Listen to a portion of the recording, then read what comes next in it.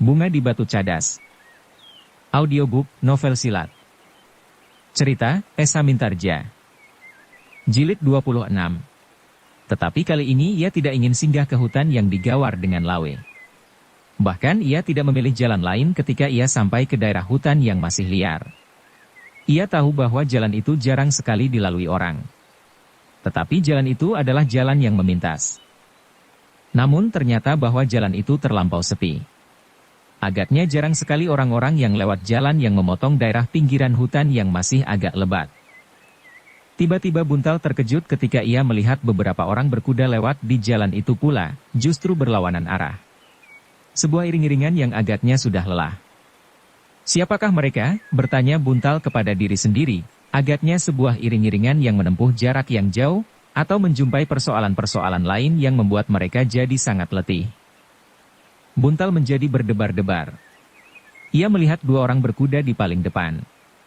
Kemudian berjarak beberapa langkah, tampak seekor kuda yang berjalan lambat. Jauh di belakang, masih dapat dilihatnya seekor kuda lagi muncul dari balik bayangan sebuah gerumbul liar di pinggir hutan itu. Tetapi agaknya orang-orang berkuda itu tertarik pula melihat seorang anak muda berkuda di hadapan mereka. Karena itu, orang yang berada di paling depan itu pun segera menarik kekang kudanya sehingga kudanya berhenti menyilang jalan. Buntal memang sudah memperlambat derap kudanya. Beberapa langkah dari kuda yang menyilang jalan sempit itu. Buntal berhenti.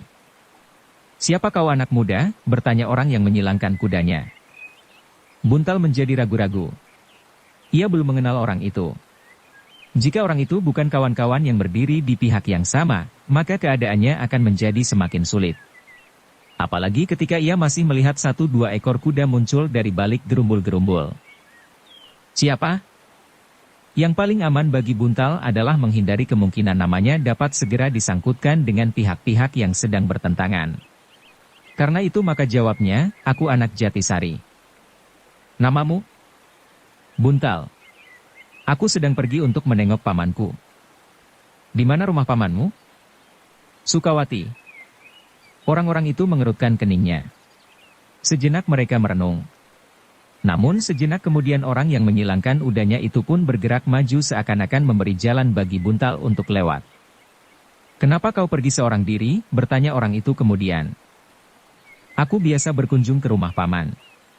Jalan ini sudah sering aku lalui." Orang itu masih mengerutkan keningnya. "Apakah kau tidak berbohong?" "Tidak. Aku berkata sebenarnya." Sejenak orang-orang itu termangu-mangu. Namun kemudian dilihatnya pedang Buntal yang tergantung di sisinya. Tiba-tiba saja salah seorang dari mereka mendekat sambil berkata, "Kau membawa sepasang senjata. Sebilah pedang dan sebilah keris." Buntal menjadi berdebar-debar. Namun diusahakannya agar ia tetap tenang, jawabnya, "Iya.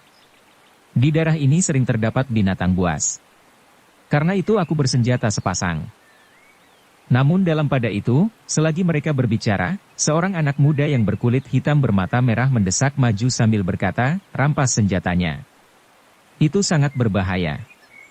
Mungkin ia orang yang berbahaya bagi kita atau justru bagi Sukawati. Debar di dada Buntal menjadi semakin cepat menggelepar. Tetapi ia masih tetap tenang. "Berikan senjatamu." "Ah," jawab Buntal, "jika aku bertemu dengan binatang buas, aku tidak akan dapat berbuat apa-apa. Aku tidak peduli. Berikan senjatamu." "Jangan Kisanak," suara Buntal menjadi semakin datar, "senjata ini sangat aku perlukan. Tidak bagi orang-orang seperti kau. Orang-orang malas yang hanya mementingkan diri sendiri. Hanya orang-orang yang hidup di medan sajalah yang pantas bersenjata." Buntal menjadi ragu-ragu. Ada kalanya ia ingin mengatakan tentang dirinya, bahwa ia adalah murid Jati Aking dan sedang memenuhi panggilan Pangeran Mangkubumi melalui Kiai Sarpasrana di Sukawati. Namun ia masih saja dibayangi oleh keraguan-raguan karena ia tidak tahu pasti dengan siapa ia berbicara. Dalam pada itu anak muda yang berkulit hitam itu mendesaknya terus. Bahkan kemudian anak muda itu mendekatinya sambil membentak, "Cepat. Kami tidak sedang bertamasya. Kami sedang menempuh perjalanan yang jauh. Berikan senjata itu sekarang." "Dada." Buntal yang berdebar-debar menjadi semakin berdebar-debar. Dan agaknya anak muda itu masih saja mendesaknya terus. Sementara itu, orang-orang yang lebih tua, yang justru mula-mula menahan buntal dengan menyilangkan kudanya berkata, kita akan memeriksanya. Aku kira ia tidak bermaksud apa-apa. Belum tentu paman, jawab anak muda yang berkulit hitam, kita harus mengetahui dengan pasti, bahwa orang ini tidak berbahaya bagi kita. Siapa tahu, ia merupakan petugas sandi dari Surakarta atau Kumpeni. Mendengar kata-kata itu Buntal mulai mendapat petunjuk bahwa orang-orang itu tentu bukan orang-orang yang berpihak kepada Kumpeni. Karena itu maka katanya kemudian, Kisanak. Sebenarnya aku adalah murid dari perguruan Jati Aking. Aku akan pergi menemui Kiai Sarpasrana, salah seorang pengikut Pangeran Mangkubumi. Kau dapat mengigau apa saja, berkata anak muda berkulit hitam itu sehingga Buntal terkejut pula karenanya. Anak muda dari Jati Aking, berkata yang lebih tua dari anak muda yang berkulit hitam, aku ingin menggeledah barang-barangmu. Jika kau membawa barang-barang yang mencurigakan, maka aku akan mengambil sikap lain. Silahkan Kisanak. Aku tidak berkeberatan, jawab Buntal yang bahkan kemudian meloncat turun dari kudanya. Orang yang sudah lebih tua itu pun turun pula dari kudanya dan mendekati kuda Buntal. Dilihatnya barang-barang yang dibawanya, yang tidak lebih dari pakaian-pakaian kumal. Ia tidak membawa apapun juga. Di dalam bungkusan pakaian itu tidak terdapat barang-barang lain. Apalagi senjata api. Tetapi itu belum merupakan pertanda bahwa ia tidak akan berbuat apa-apa, ia hanya bersenjata tajam seperti kita. Ia hanya seorang diri. Tidak banyak yang dapat dilakukan. Biarlah ia lewat. Kita jangan menambah lawan di sepanjang jalan. Aku tetap menghendaki senjatanya. Buntal menjadi semakin bingung menghadapi anak muda berkulit hitam ini. Tetapi ia sudah bertekad bahwa ia tidak akan menyerahkan senjatanya. Apapun yang terjadi. Dalam pada itu, orang yang sudah lebih tua yang agaknya memimpin iring-iringan itu berkata, kau memang keras hati. Tetapi dengar, anak muda itu akan menjawab. Ia tidak perlu memberikan pendapat apapun juga. Aku memerlukan senjatanya. Sayang, sahut Buntal, senjata ini adalah pemberian guruku dari Jati Aking. Tentu saja aku berkeberatan. Gila, aku akan memaksamu. Jangan Kisanak. Jika kau berkeras untuk mengambil senjataku, aku akan berkeras untuk mempertahankan. Persetan, anak muda berkulit hitam itu pun meloncat pula dari kudanya beberapa langkah di hadapan Buntal. Orang-orang yang melihat sikap kedua anak-anak muda itu menjadi tegang. Orang yang sudah lebih tua di dalam pasukan yang lewat itu, menjadi termangu-mangu. Namun kemudian ia berkata, baiklah kita akan melihat, apakah kau akan berhasil mengambil senjatanya. Dan di dalam perkelahian ini, kita tidak ingin melihat jatuh seorang korban pun.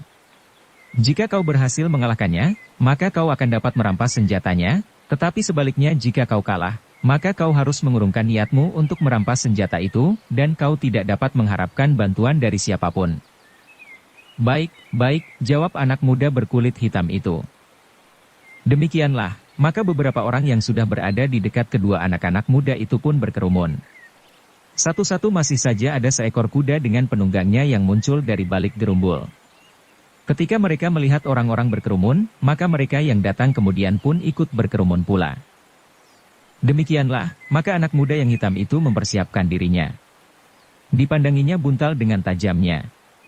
Sekilas tampak keheranan membayang di wajahnya. Ternyata anak muda yang berkulit hitam itu menjadi heran melihat sikap Buntal yang meyakinkan. Sejenak kemudian maka anak muda itu bergeser selangkah maju, dan Buntal pun berdiri dengan mapan pada kedua kakinya yang renggang. Kau benar-benar keras kepala, berkata anak muda berkulit hitam, tetapi persoalannya bukan lagi persoalan kecurigaan. Tetapi sikapmu terlampau sombong. Buntal tidak menjawab. Tetapi matanya tidak terlepas dari ujung kaki lawannya. Seperti yang diduga, maka ia pun segera melihat kaki itu mulai bergerak. Cepat sekali. Dan Buntal pun sempat melihat arah serangan yang deras itu, sehingga ia masih mampu mengelak selangkah ke samping. Dengan demikian maka serangan itu sama sekali tidak mengenai sasarannya. Serangan anak muda berkulit hitam itu lewat sejengkal dari tubuh Buntal yang condong. Namun anak muda itu tidak membiarkan lawannya sempat memperbaiki keadaannya. Ia pun segera berputar pada sebuah tumitnya dan sebuah serangan mendatar menyambar lambung Buntal. Serangan itu terlampau cepat untuk dielakkan. Karena itu tidak ada jalan lain bagi Buntal kecuali menangkis serangan itu. Tetapi karena Buntal belum tahu pasti kemampuan lawannya, maka Buntal pun tidak dengan serta-merta membentur kekuatan itu. Dengan lincahnya ia berkisar sambil memukul kaki yang menyambar mendatar itu dengan sepenuh tenaga. Terdengar sebuah keluhan tertahan. Hampir saja anak muda berkulit hitam itu terdorong jatuh. Untunglah bahwa ia masih sempat meloncat dengan sebelah kakinya dan bertahan untuk tetap berdiri. Namun dengan demikian, anak muda berkulit hitam itu dapat menjajaki kekuatan dan kemampuan Buntal, sehingga untuk selanjutnya ia tidak dapat menganggap Buntal sebagai sekedar anak-anak yang sedang berbangga karena ia mulai dapat berjalan. Demikianlah maka perkelahian itu pun berlangsung semakin lama semakin sengit. Ternyata anak muda yang berkulit hitam dengan sekuat tenaganya berusaha memenangkan perkelahian itu. Namun Buntal pun mengerti bahwa persoalannya sebenarnya sudah berkisar. Anak muda itu kini bukannya sekedar ingin merampas senjata karena kecurigaannya. Tetapi kini anak muda berkulit hitam itu semata-mata ingin mempertahankan harga dirinya. Tentu ia tidak mau dikalahkan oleh Buntal di hadapan kawan-kawannya, karena ternyata Buntal memiliki kemampuan di luar dugaannya. Namun sebaliknya Buntal pun tidak mau dikalahkan karena dengan demikian ia akan kehilangan senjatanya. Karena itu, maka perkelahian itu pun menjadi semakin seru. Masing-masing tidak mau kehilangan kesempatan untuk tertahan dan jika mungkin memenangkan perkelahian. Namun dengan demikian Buntal tidak lagi sekedar dikuasai oleh perasaannya ingin mengalahkan lawannya. Semakin lama ia justru menjadi semakin yakin bahwa kemampuan lawannya tidak dapat mengimbangi kemampuannya. Lambat laun lawannya tentu akan dapat dikuasainya jika ia tidak membuat kesalahan yang besar di dalam perkelahian itu. Bukan saja Buntal yang menyadari akan hal itu. Tetapi orang yang lebih tua dan anggota-anggota pasukan yang lain itu pun mengetahui pula. Sehingga ia pun dapat mengambil kesimpulan bahwa Buntal pasti akan memenangkan perkelahian itu. Namun ia pun menyadari bahwa harga diri anak buahnya yang berkulit hitam itu tentu akan tersinggung jika ia tidak dapat memenangkan perkelahian itu, sehingga ia akan dapat berbuat sesuatu di luar sadarnya. Karena itu, maka orang itu pun berusaha untuk mendapatkan suatu penyelesaian yang baik, agar kedua belah pihak tidak mendapat kesulitan dan tersinggung karenanya. Apalagi ketika ia melihat bahwa agaknya lawan anak buahnya itu meskipun masih muda, namun memiliki pertimbangan yang lebih mengendap menilik sikapnya dan tata geraknya di dalam perkelahian itu. Tetapi belum lagi orang itu menemukan sesuatu, tiba-tiba seorang yang bertubuh raksasa, yang baru saja datang mendekati arena itu, meloncat turun dari kudanya. Dengan serta-merta ia menyibakkan orang-orang yang mengerumuni perkelahian itu, yang semakin lama ternyata menjadi semakin banyak. Cukup, cukup, raksasa itu pun kemudian berteriak, sehingga suaranya bagaikan menggeletarkan seisi hutan. Semua orang yang berada di sekitar arena itu terkejut. Mereka yang sedang bertempur pun terkejut pula, sehingga hampir di luar sadarnya, keduanya meloncat surut. Raksasa itu kini berdiri di dalam lingkungan orang-orang yang semakin banyak berkerumun. Dengan tajamnya orang itu memandang kedua anak-anak muda yang sedang berkelahi itu berganti-ganti. Untunglah lawanmu seorang yang baik hati, geram raksasa itu sambil memandang anak muda yang berkulit hitam itu, jangan merasa dirimu memiliki kemampuan yang setingkat dengan anak muda itu, karena kau seolah-olah dapat bertahan untuk beberapa saat lamanya. Tetapi sebenarnya lah bahwa kau telah dikasihani, sehingga kau tidak segera dikalahkannya. Anak muda berkulit hitam itu memandang raksasa itu dengan keraguan-raguan yang membayang di wajahnya. Kau tidak percaya, bentak raksasa itu. Anak muda berkulit hitam itu tidak menjawab. Sekilas disambarnya wajah Buntal yang disaput oleh keraguan-raguan. Sejenak Buntal memang berdiri saja dengan tegang. Namun ketika raksasa itu tersenyum padanya, ia pun melangkah setapak maju sambil berdesis, "Kaukah itu?" "Iya, anak muda. Kau tentu tidak lupa kepadaku." "Sura." "Ya, aku Sura." Tetapi wajah Buntal masih tetap membayangkan keraguan-raguan, sehingga sambil tersenyum Sura berkata, "Aku sekarang sudah menemukan diriku sendiri. Aku kini merasa diriku benar-benar seorang yang bebas, yang dapat menentukan pilihan. Seperti sudah kau ketahui, sejak aku meninggalkan Raden Rudira, aku kembali ke rumahku yang kecil, miring dan bocor di saat hujan turun. Keadaan yang jauh berlawanan dengan kehidupan yang pernah aku lihat di kota, membuat aku terbangun dari mimpi. Aku merasa bahwa aku harus berbuat sesuatu. Dan kini aku sudah memilih tempat. Buntal mengangguk-angguk. Tetapi ia masih belum menjawab. Nah, barangkali kau masih tetap bertanya-tanya, di mana aku sekarang berdiri. Jangan kau katakan, desis anak muda berkulit hitam itu. Kau tidak usah curiga kepadanya, Sura berhenti sejenak lalu, kita adalah Laskar Raden Mas Said. Nah, apakah kau sedang melakukan suatu tugas dari perguruanmu? Aku akan pergi ke Sukawati. Aku akan menghadap Kiai Sarpasrana. Oh bagus. Sukawati sedang bersiap-siap meskipun menurut pendapat kami, persiapan itu terlampau lamban. Tetapi itu lebih baik daripada tidak berbuat sesuatu. Tentu dengan pertimbangan yang masak. Ya, Sura berpikir sejenak, lalu, tetapi kau dapat memilih di antara Sukawati atau kami. Buntal memandang Sura dengan tajamnya. Namun kemudian ia bertanya, apakah ada bedanya? Pada dasarnya tidak. Tetapi kami memiliki gairah yang lebih besar. Bukan Sura. Bukan perbedaan gairah perjuangan. Tetapi tentu ada pertimbangan lain yang lebih dalam daripada masalah-masalah lahiriah yang kita lihat. Sebenarnya lah perang adalah peristiwa yang tidak dikehendaki oleh siapapun. Tetapi jika tidak ada jalan lain, maka apa boleh buat? Kami tidak menunggu sampai kami terantuk pada keharusan itu, karena kami tahu bahwa akhirnya jalan itulah yang akan kami pilih. Buntal menarik nafas dalam-dalam. Tetapi ia tidak ingin berbantah mengenai persoalan itu. Karena itu, maka katanya kemudian, baiklah aku akan mempertimbangkannya.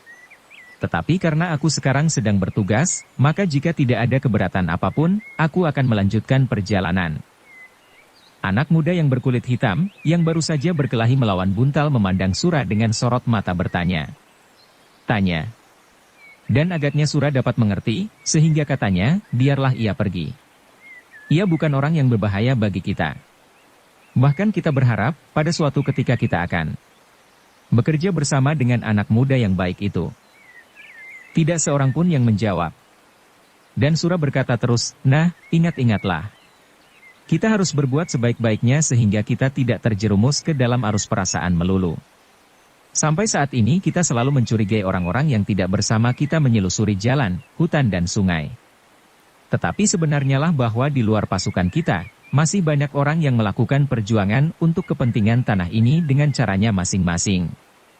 Dan kalian harus menghargai mereka seperti kalian menghargai diri kalian sendiri. Tidak ada yang menyahut. Lalu, Buntal. Silahkan meneruskan perjalanan.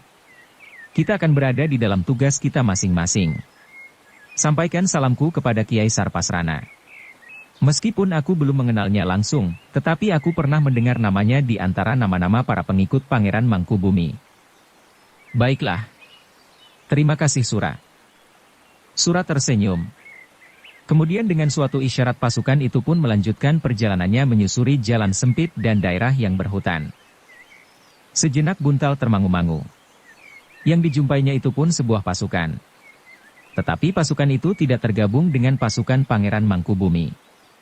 Dengan demikian maka seakan-akan Raden Mas Said dan Pangeran Mangkubumi telah berjalan sendiri-sendiri menurut cara masing-masing. Buntal menarik nafas dalam-dalam. Katanya di dalam hati, cara ini tidak boleh berjalan terlalu lama, namun kemudian seakan-akan ia menyadari dirinya sendiri, tentu Pangeran Mangkubumi dan Raden Mas Said lebih mengerti akan hal ini. Buntal kemudian tersenyum sendiri. Perlahan-lahan ia melangkah menuntun kudanya.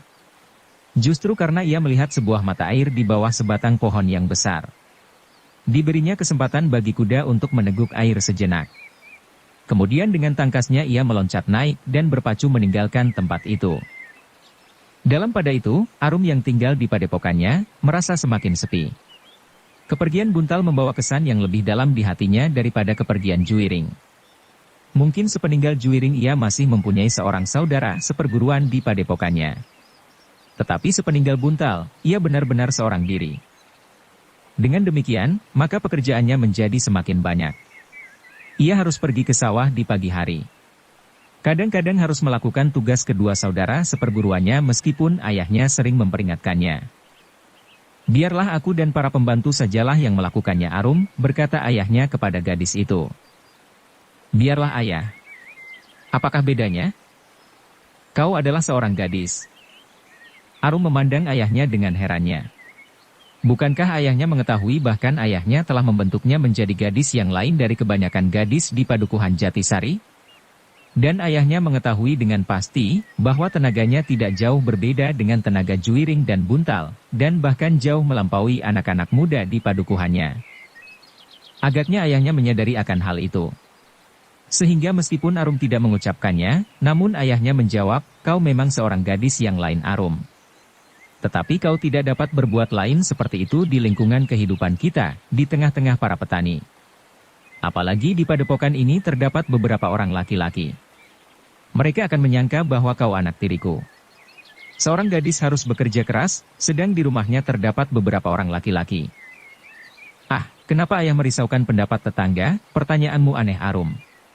Kita tidak hidup sendiri. Kita hidup di dalam lingkungan kehidupan yang sudah terbentuk.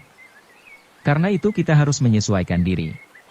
Jika ada perbedaan di antara kita dan para tetangga, maka kita harus menguranginya sehingga yang nampak adalah perbedaan yang sekecil-kecilnya. Arum tidak menyahut lagi. Ia mengerti keberatan ayahnya, sehingga karena itu, maka kepalanya terangguk-angguk kecil. Namun dengan demikian padepokan itu rasa-rasanya menjadi semakin sepi. Tanpa Buntal dan tanpa Juiring. Di dalam kesepian itu, kadang-kadang Arum terperosok ke dalam sebuah angan-angan yang asing baginya. Kadang-kadang memang terbayang kedua saudara seperguruannya. Namun kemudian yang paling jelas terlukis di rongga matanya adalah Buntal. Rasa-rasanya Buntal mempunyai kedudukan yang khusus di dalam hatinya. Anak itu memang agak lebih kasar dari Juiring. Baik sikapnya, maupun wujudnya. Namun rasa-rasanya Buntal adalah orang yang paling sesuai bagi kehidupan di padepokan. Bukan kehidupan di istana seperti istana Ranakusuman. Beberapa hari sepeninggal Buntal, tidak terjadi sesuatu yang menarik di padepokan Jati Aking, selain kesepian yang semakin menghunjam jantung. Orang-orang Jati Aking dan Jati Sari bekerja seperti biasanya. Mereka memelihara sawah dengan tekun dan bersungguh-sungguh, karena sawah mereka adalah sumber kehidupan mereka sekeluarga. Makan, pakaian dan segala kebutuhan hidup bersumber dari hasil sawah yang mereka garap itu. Tetapi ketika suasana di Surakarta menjadi semakin lama semakin panas, maka udara yang panas itu mengalir semakin deras ke daerah-daerah yang terpencil sekalipun. Ayah, bertanya Arum pada suatu saat kepada ayahnya, apakah ayah percaya bahwa tersebar berita, laskar yang menentang Kumpeni itu bukan saja melakukan peperangan di mana-mana tetapi juga perampokan dan penyamunan di sekitar daerah Surakarta ini? Ayahnya mengerutkan keningnya, dari mana kau dengar berita itu, Arum? Hampir setiap orang mengatakannya pagi ini, ayah. Di sawah orang-orang bercerita tentang perampokan di daerah Maja. Seorang saudagar yang meskipun tidak begitu kaya, tetapi memiliki beberapa ekor ternak dan perhiasan, telah dirampok sampai habis. Bahkan ternaknya pun dibawa pula oleh perampok-perampok itu. Dari mana mereka tahu bahwa mereka adalah laskar yang menentang Kumpeni? Mereka berkata tentang diri mereka sendiri. Mereka menganggap bahwa yang diambilnya itu adalah sekedar sumbangan bagi perjuangan menentang penjajahan. Sekedar sumbangan, tetapi diambilnya semua kekayaan yang ada? Ya ayah. Kiai Danatirta menarik nafas dalam-dalam. Namun tiba-tiba ia berkata, apakah orang-orang itu memperlihatkan ciri dari laskar yang mereka sebut laskar yang menentang Kumpeni itu? Tidak ayah. Tetapi mereka mengatakan bahwa mereka adalah orang-orang dari pasukan Raden Mas Said. Ah, dengan serta-merta Kiai Danatirta bergeser. Lalu, Arum. Kita harus berhati-hati menerima berita semacam itu. Karena orang-orang itu dengan terus terang menyebut dirinya dari laskar Raden Mas Said. Kita justru menjadi curiga karenanya. Kenapa? Bertanya Arum. Arum, berkata ayahnya, ada beberapa cara untuk memukul lawannya. Jika Kumpeni tidak siap untuk berperang, maka ia dapat mempergunakan cara lain, di antaranya perampokan-perampokan itu. Maksud ayah? Mereka mengupah beberapa orang untuk melakukan kejahatan. Orang-orang itu dipersenjatainya dengan baik. Hasil ampasannya akan merupakan upah tambahan dari yang diterimanya dari Kumpeni. Dan mereka dengan sengaja menyebut dirinya orang-orang yang disegani oleh company, agar kedudukan mereka menjadi sulit. Begitu ayah, bertanya Arum, licik sekali. Nah, berhati-hatilah. Jika kau mendengar berita apapun di saat seperti ini, kau harus mampu menyaringnya. Kau mengerti? Aku mengerti ayah. Tetapi bagaimana dengan pendapat yang sudah terlanjur tersebar di antara rakyat? Kita dapat menjelaskannya. Tetapi harus dengan sangat berhati-hati. Jika telinga company mendengar, maka akan terjadi hal-hal yang tidak menyenangkan bagi kita di sini. Arum mengerutkan keningnya dan ayahnya meneruskan, tentu company tidak akan berdiam diri mendengar bahwa usahanya dapat diraba orang. Aku mengerti ayah. Karena itu Arum, untuk menjelaskan kebenaran merupakan suatu perjuangan tersendiri apabila kebenaran itu merupakan cacat bagi company. Baiklah ayah, Arum bergumam seperti kepada diri sendiri, aku akan berhati-hati. Tetapi sudah barang tentu bahwa aku tidak dapat berdiam diri, membiarkan nama Raden Mas Said itu tercemar. Aku mengenal Raden Mas Said secara pribadi meskipun hanya sekilas ketika aku mengikuti Raden Juwiring ke Surakarta. Karena itu, aku yakin bahwa ia memang tidak akan membiarkan anak buahnya melakukan hal itu, sebab hal itu akan menodai perjuangannya. Bahkan seluruh perjuangan kita. Bersambung ke jilid 27. Dukung kami dengan subscribe, follow, like, komen dan share. Terima kasih.